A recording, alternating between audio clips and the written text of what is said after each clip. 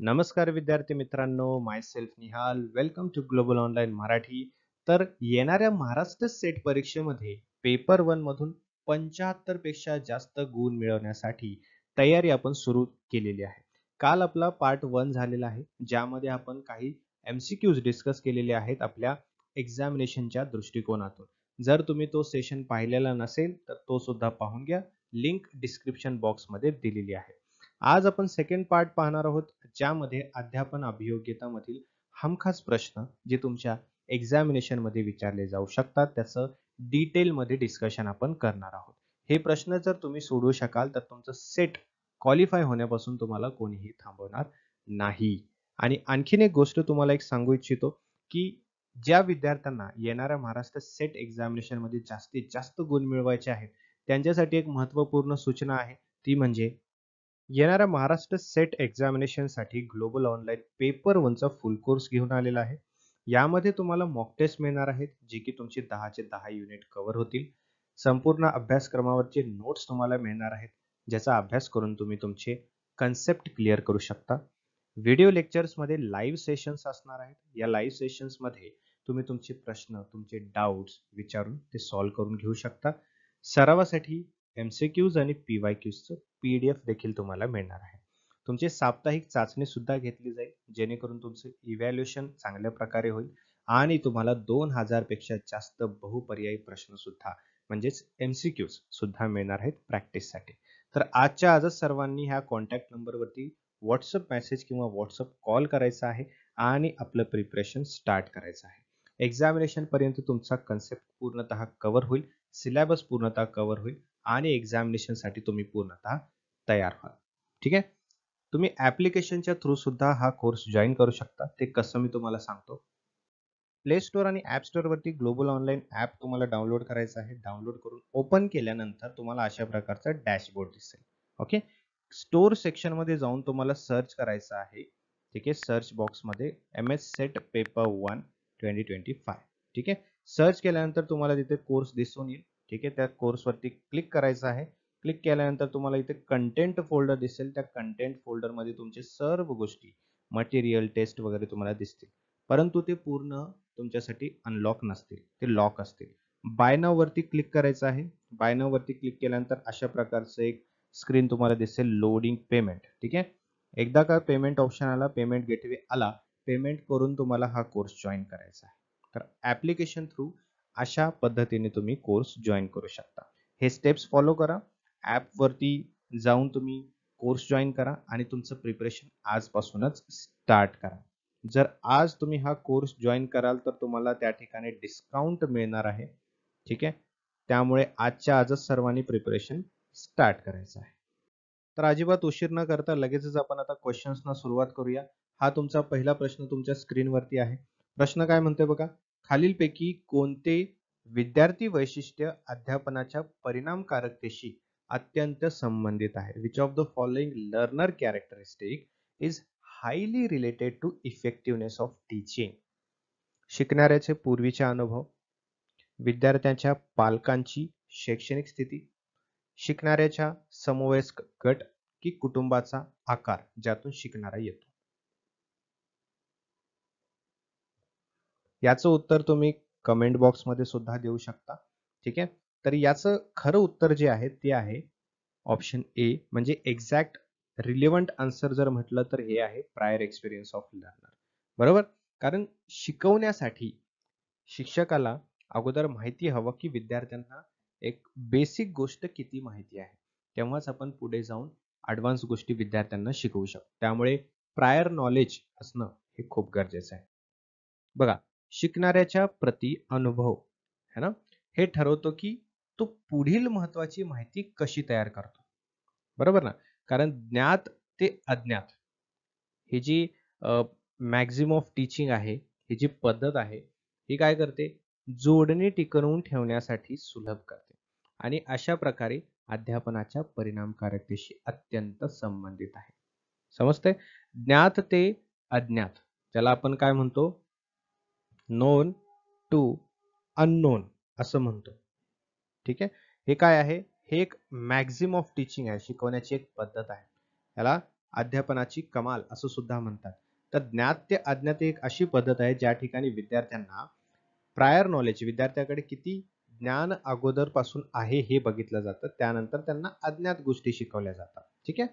पालकांकडून शिकत असताना आणि समवयस्क पालकांकडून शिक्षण आणि समवयस्क गट देखील शिकण्याच्या स्तरावर आणि गुणवत्तेवर प्रभाव पाडतात. मग तुम्हाला विचार येत असेल, मग ते उत्तर बरोबर का नाही? पुढे वाचा.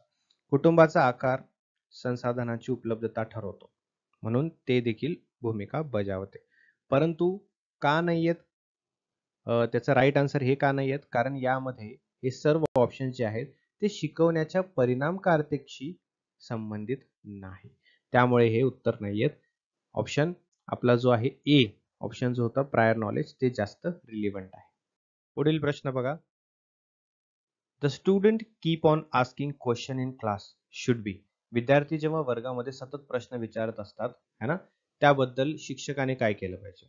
स्वतंत्रपणे उत्तर शोधण्यासाठी प्रोत्साहित केलं पाहिजे, त्यांना जास्तीत जास्त मोटिवेट केलं पाहिजे, त्यांना उत्तर स्वतः शोधण्यासाठी त्यांना प्रोत्साहित केलं पाहिजे, की वर्गानंतर शिक्षकांना भेटण्याचा सल्ला, की क्लास संपल्यानंतर लेक्चर संपल्यानंतर क्लासरूम मध्ये किंवा स्टाफ रूम मध्ये येऊन भेटायला सांगणं, की प्रश्न सुरू ठेवण्यासाठी प्रोत्साहित केलं पाहिजे, की एनकरेज केलं पाहिजे, की प्रश्न तुम्ही विचारत राहा डाऊट क्लिअर करण्यासाठी, की ऑप्शन डी व्याख्यानादरम्यान व्यत्यय आणू नका. म्हणजेच त्यांना ॲडवाइस करणं, त्यांना सांगणं, की जे लेक्चर आपलं चालू आहे त्याच्या मध्ये मध्ये बोलू नका. ठीक आहे. मग यापैकी कुठलं करेक्ट आन्सर असेल? है ना? विद्यार्थी जेव्हा वर्गामध्ये सारखे प्रश्न विचारत असतील तर त्यांना काय सांगितलं पाहिजे? बरोबर? तर त्यामध्ये विद्यार्थ्यांना स्वतंत्रपणे उत्तर शोधण्यासाठी प्रोत्साहित केलं पाहिजे. त्यांना एन्करेज केलं पाहिजे, की तुम्ही स्वतः उत्तर शोधण्यासाठी प्रयत्न करा. जेणेकरून तुम्हाला जास्तीत जास्त नॉलेज सुद्धा मिळेल. है ना? आइन्स्टाईन स्वतः म्हणतात, है ना? ते महत्वाची गोष्ट काय आहे? म्हणजे प्रश्न करणे थांबवू नका. है ना? कुतूहल अस्तित्वात असण्याचे स्वतःचे कारण आहे. काय काय असतं? जेव्हा विद्यार्थी प्रश्न विचारतात त्यांच्यामध्ये एक क्युरिओसिटी असते, एक कुतूहलता असते उत्तर जाणून घेण्याची. ती कुतूहलता कायम ठेवणं गरजेचं आहे आणि विद्यार्थ्यांना त्यासाठी प्रश्न सारखं विचारत राहण्यासाठी प्रोत्साहित करणं गरजेचं आहे. जेणेकरून विद्यार्थ्यांना शिकण्यासाठी ते प्रेरित करता येईल. समजतंय? जिज्ञासा उत्तरे शोधण्याच्या इच्छेला उत्तेजना देते, जे सर्व शिक्षण, शोध आणि शोधामागील मार्गदर्शक तत्व आहे. समजतंय? आता इथे काय होतं, जेव्हा विद्यार्थ्यांना उत्तर स्वतः शोधण्यासाठी सांगितलं जातं, तेव्हा त्यांना नवीन-नवीन ज्ञान सुद्धा मिळत असतं. शोध करण्यासाठी, रिसर्च करण्यासाठी ते प्रेरित होऊ शकतात. कुतूहलामुळे शिकणाऱ्यांची आवड निर्माण होते, शिकणे आनंददायी बनते आणि परिणामकारक सुद्धा बनते. आणि त्याच वेळी जेव्हा शिक्षकाकडून तयार उत्तरे मिळतील, या अपेक्षेने प्रश्न करत राहण्यापेक्षा त्यांना स्वतःच उत्तर शोधण्यासाठी प्रोत्साहित केले पाहिजे. आलं लक्षात? त्यामुळे आपलं जे आन्सर आहे ते राईट आहे. पुढे बघा, verbal guidance is least effective in learning. आता हे थोडंसं ट्रिकी प्रश्न आहे बघा. शाब्दिक मार्गदर्शन जो आहे ना, डॉट डॉट डॉट शिकण्यात कमीत कमी प्रभावी आहे. लक्ष द्या बरं प्रश्नाकडे. शाब्दिक मार्गदर्शन ऑप्शन दिलेल्या पैकी कशामध्ये कमीत कमी प्रभावी आहे? ठीक आहे. ऍप्टिट्यूड, स्किल्स, ऍटिट्यूड की रिलेशनशिप, योग्यता, कौशल्य, वृत्ती की नाते. तुम्ही याचं उत्तर चॅट बॉक्समध्ये पण देऊ शकता, कमेंट बॉक्समध्ये. ABCD जे असेल ते.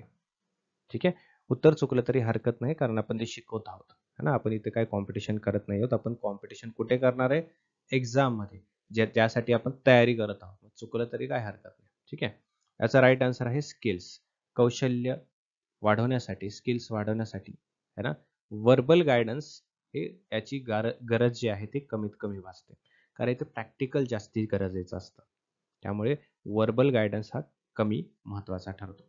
बघा, जसं की मी तुम्हाला सांगितलं, की स्किल्स वाढवायचे असतील किंवा स्किल्स डेव्हलप करायचे असतील तर फक्त वर्बल कम्युनिकेशन इम्पॉर्टंट नाही, वर्बल सोबत प्रॅक्टिकल सुद्धा तितकंच इम्पॉर्टंट आहे. आणि प्रश्न काय होता? वर्बल फक्त, है ना, त्यामध्ये दुसरं कसल्याही गोष्टीचं मेन्शन केलं गेलं नव्हतं. त्यामुळे आपलं उत्तर जे आहे ते स्किल्स आहे. स्किल्स वाढवण्यासाठी, स्किल्स डेव्हलप करण्यासाठी वर्बल जे कम्युनिकेशन आहे किंवा वर्बल गोष्टी ज्या आहेत, ट्रेनिंग जे आहे है ना, ते कमीत कमी महत्वाचे असते. पुढे बघा, teacher uses visual aids to make learning what dot dot dot dot dot. शिक्षक शिकण्यासाठी व्हिज्युअल एडचा वापर करतात जे शिकणे अधिक डॉट डॉट डॉट बनवते. काय बनवते? सोपे बनवते, अधिक ज्ञानी बनवते, जलद बनवते की मनोरंजक बनवते. है ना? जेव्हा शिक्षक टीचिंग एड्सचा वापर करतो व्हिज्युअल एड्स मार्फत म्हणजेच व्हिज्युअल गोष्टी किंवा व्हिज्युअल टूल्स तो जास्त वापर करतो तेव्हा शिकणं अधिक काय बनतं? शिकणं अधिक मनोरंजक बनतं. विद्यार्थी जास्तीत जास्त पार्टिसिपेट करू लागतात क्लासरूममध्ये. विद्यार्थ्यांना ते शिकण्यासाठी जास्त प्रेरित करतं. है ना? त्यामुळे वर्गामध्ये सुद्धा अटेंडन्स जास्त बघायला मिळू शकते. आलं लक्षात? पुढील प्रश्न बघा. मूक स्टँड्स फॉर. मूकचा अर्थ इथे काय आहे असं विचारलेलं आहे. ठीक आहे. Media online open course, Massachusetts open online course, massive open online course की मायरिंड ऑनलाईन कोर्स. ओके. मूक हे आता सर्वांना माहिती आहे. ज्यांना माहिती नाही त्यांना मी सांगू इच्छितो. मूक याचा अर्थ असा आहे मॅसिव्ह ओपन ऑनलाईन कोर्स. ठीक आहे. तर मूक हे एक असं प्लॅटफॉर्म आहे जिथे विद्यार्थ्यांना ऑनलाईन पद्धतीने शिकता येतं. वेगवेगळ्या प्लॅटफॉर्म्सवरती वेगवेगळ्या पद्धतीचं तुम्हाला शिक्षण घेता येतं. ठीक आहे. हे गव्हर्नमेंट इनिशिएटिव्ह आहे. मूक 2008 मध्ये प्रथम सादर केलं गेलं होतं आणि 2012 मध्ये एक लोकप्रिय शिक्षण पद्धती म्हणून उदयास आलं होतं. हे लक्षात ठेवा. पुढचा प्रश्न बघा काय म्हणतोय. The quality of teaching is reflected. ठीक आहे. जे अध्यापनाचा दर्जा जो आहे, अध्यापनाची जी चांगली क्वालिटी आहे ती कशाने दिसून येते? वर्गातील विद्यार्थ्यांच्या उपस्थितीने की विद्यार्थ्यांच्या उत्तीर्णतेनुसार की विद्यार्थ्यांना विचारलेल्या प्रश्नांच्या गुणवत्तेनुसार की वर्गात शांततेच्या कालावधीनुसार. ठीक आहे. एक अध्यापन दर्जा कसा दिसून येतो? क्वालिटी ऑफ टीचिंग कशी रिफ्लेक्ट होऊ शकते की अशी कुठली गोष्ट आहे ज्याच्याने आपल्याला कळेल की आपल्या टीचिंगची क्वालिटी खूप बेस्ट आहे? ते कळेल जेव्हा आपल्याला विद्यार्थी वेगवेगळ्या प्रकारचे प्रश्न विचारतील. त्यांच्या प्रश्नाची क्वालिटी ज्या प्रकारची आपल्याला बघायला मिळेल त्यावरून आपल्याला कळेल की आपल्या शिकवण्याची पद्धत जी आहे, दर्जा जो आहे तो कसा आहे. आलं लक्षात? A diagram speaks more than 1000 words. काय म्हटलंय? असा डायग्राम आहे जो की 1000 शब्दांपेक्षा जास्त काही बोलून जाऊ शकतो. ठीक आहे. हे जे स्टेटमेंट आहे याचा अर्थ काय आहे? The statement means that the teacher should. म्हणजे या स्टेटमेंटचा अर्थ असा आहे की या विधानाचा अर्थ असा आहे की शिक्षकाने डॉट डॉट डॉट केले पाहिजे. काय केले पाहिजे? विचार करा. उत्तर द्या. ऑप्शन काय म्हणतायत? अध्यापन, आकृती वापरा, है ना? वर्गात अधिक बोला, वर्गात शिकवण्याच्या साधनांचा वापर करा की वर्गात जास्त बोलूच नका. ठीक आहे. आता diagram speaks more than 1000 words. एक आकृती जी आहे ती 1000 पेक्षा जास्त शब्द बोलते. याचा अर्थ काय आहे? याचा अर्थ असा की शिक्षक जो आहे तो टीचिंग एड्सचा वापर करत आहे. विद्यार्थी जास्तीत जास्त शिकण्यामध्ये एंगेज होण्यासाठी शिक्षक काय करतोय? शिकवण्याच्या साधनांचा वापर करतोय. ठीक आहे. आणि डायग्राम, चार्ट, बोर्ड हे सर्व काय आहेत? हे सर्व टीचिंग एड आहेत. हे सर्व काय म्हणतात त्याला? शिकवण्याचे साधनं आहेत. ठीक आहे. त्यामुळे ऑप्शन सी जो आहे तो आपला राईट येतो. In which level of teaching the teachers role is more active rather than being interactive. ठीक आहे. अशी कुठली लेवल आहे जिथे शिक्षकांचा किंवा शिक्षकांचे स्तर जो आहेत ते जास्त ऍक्टिव्ह असतात आणि विद्यार्थ्यांचे काय असतात? पॅसिव्ह असतात किंवा इंटरॅक्टिव्ह जास्त नसतात. है ना? मेमरी लेवल, अंडरस्टँडिंग, रिफ्लेक्टिव्ह की ऑटोनॉमस. ऑब्व्हियसली जिथे मेमरी लेवल आहे, पहिली पातळी आहे, प्रथम पातळी आहे, तिथे शिक्षक जास्त सक्रिय असतो. ठीक आहे. त्यामुळे मेमरी लेवल जी आहे ती करेक्ट आहे आन्सरमध्ये. आलं लक्षात? पुढे बघा. बघा हे काय आहेत? विषयाच्या निवडापासून मूल्यांकनापर्यंत किंवा मूल्यमापनापर्यंत अध्यापन आणि अध्यापनाची मुख्य प्रक्रिया ही शिक्षकाकडेच राहते. कारण मेमरी लेवल जे टीचिंग आहे ते असंच असतं. शिक्षक जो आहे तो सगळं ठरवत असतो. शिक्षकच ठरवत असतो की त्यांचा सिलेबस काय असणार आहे. शिक्षकच ठरवतो की त्यांची एक्झाम कधी होणार आहे. शिक्षकच ठरवतो कोणाला पास करायचं, फेल करायचं, राईट? काही ॲडव्हांटेजेस आहेत मेमरी लेवलचे जसे की it is beneficial for young learners किंवा यंग स्टुडंट्स. नवीन गोष्टी शिकू इच्छितात त्यांच्यासाठी चांगला आहे. युजफुल फॉर स्लो लर्नर्स जे हळू शिकतात त्यांच्यासाठी पण चांगला आहे. है ना. लहान मुलांसाठी नवीन कन्सेप्ट शिकण्यासाठी चांगला आहे, है ना. काही बेसिक गोष्टी समजून घेण्यासाठी सुद्धा गरजेचं आहे. ठीक आहे. पुढे बघा. The communication process is active and interactive at a very high level in which of the following level of teaching. ठीक आहे. लेवल ऑफ टीचिंग मध्ये सगळ्यात जास्त इंटरॅक्टिव्ह आणि ऍक्टिव्ह असलेलं कम्युनिकेशन प्रोसेस कोणत्या लेवलमध्ये आहे? रिफ्लेक्टिव्ह, अंडरस्टँडिंग, मेमरी की ॲटोनॉमस डेव्हलपमेंट लेवल.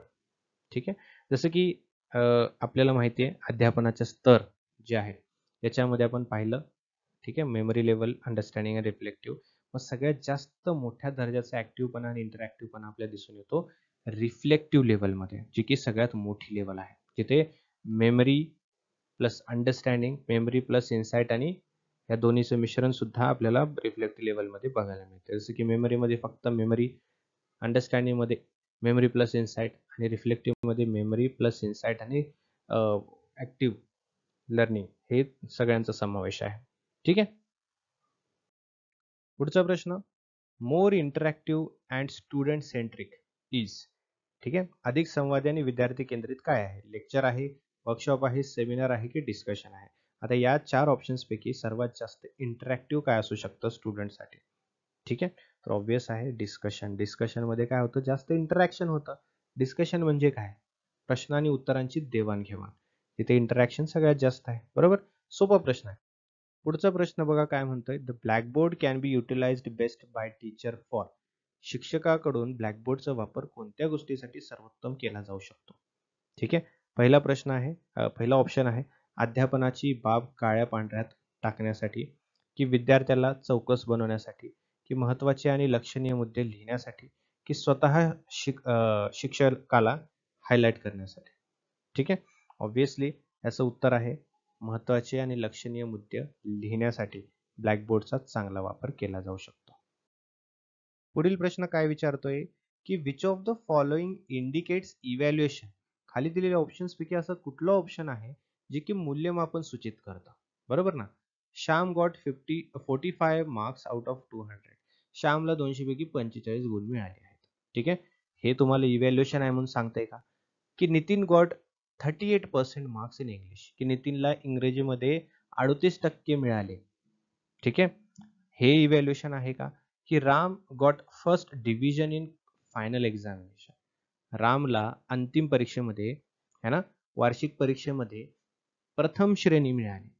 की हे सर्वच इव्हॅल्युएशन आहेत, की हे सर्वच मूल्यमापन आहेत, है ना. ऑब्विसली बघा ना, आता हे सर्वच सांगतात आपल्याला 45% मार्क्स मिळाले किंवा 45 मार्क्स मिळाले, 38% मिळाले, फर्स्ट डिव्हिजन मिळाला, हे सर्वच सांगतात आपल्याला की हे इव्हॅल्युएशनमुळे मिळालेले आहेत. बरोबर ना. त्यामुळे हे सर्वच इव्हॅल्युएशनचे प्रकार आहेत. ऑलराईट. समजलं सर्वांना. सो असे प्रश्न जास्तीत जास्त आपल्याला प्रॅक्टिस करायचे आहेत आणि अशा प्रश्नांना प्रॅक्टिस करून करून है ना, यामध्ये जे एक्सप्लेनेशन आपण बघतो आहे या एक्सप्लेनेशन मधून किंवा प्रश्नामधून सुद्धा उलट पुलट करून सुद्धा तुम्हाला प्रश्न विचारले जाऊ शकतात. त्यामुळे जितके जास्त आपण प्रॅक्टिस करू तितकं चांगलं आपण पेपर सोडवू शकणार आहोत. ठीक आहे. आता आणखीन एक गोष्ट तुम्हाला सांगू इच्छितो, जे विद्यार्थी पेपर 2 है ना, ज्यांचा आहे पेपर 2, ऑब्व्हियसली सगळेजण प्रिपेअर करत आहेत. तर पेपर 2 चे सुद्धा कोर्सेस आपल्याकडे अवेलेबल आहेत. त्यामुळे सर्वांनी पेपर 2 सुद्धा जॉईन करायचं आहे. आजच जॉईन करायचं आहे आणि प्रिपरेशन स्टार्ट करायचं आहे. पेपर 2 मध्ये सुद्धा तुम्हाला mock test, notes, live sessions है ना, रेकॉर्डेड सेशन्स हे सर्व गोष्टी मिळणार आहेत. त्यामुळे सर्वांनी आजच या नंबरवरती कॉन्टॅक्ट करून लगेच पेपर 2 सुद्धा जॉईन करून घ्यायचा आहे. ठीक आहे. Thank you so much everyone. भेटूया पुढच्या सेशनमध्ये आणखीन वेगळ्या प्रश्नांसह.